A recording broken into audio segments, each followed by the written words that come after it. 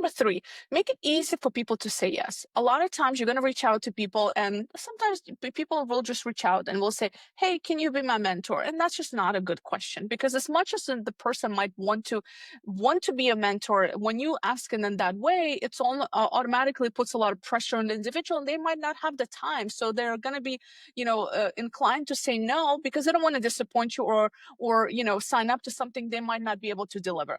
So instead, what I recommend doing is reaching out with specific questions, specific challenges. It could be a 20-minute conversation. You can say, hey, I know you've solved problem X. I'm actually dealing with a similar problem in my work at the moment. Would you mind having a 20-minute conversation? I would love to learn a little bit more about how you handle that.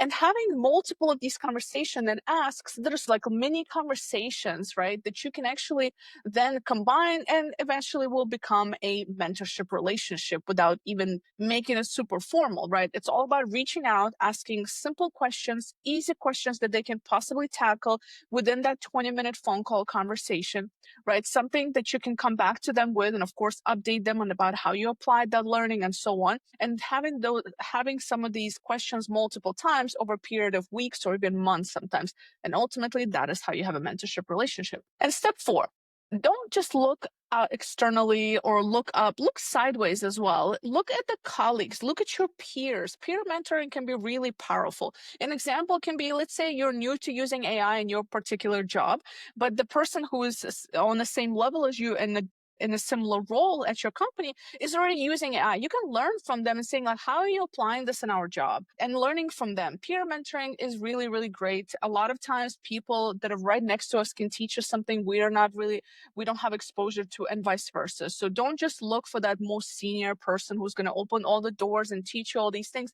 Look at people who are right there in the trenches with you on the ground, doing the same kind of work or similar kind of work as you. The mentorship gap is real, and I see this across different professionals in different industries, and the lack is definitely there. And a lot of times it's because we don't know how to ask for it. We don't know how to start that conversation or even where to find mentors.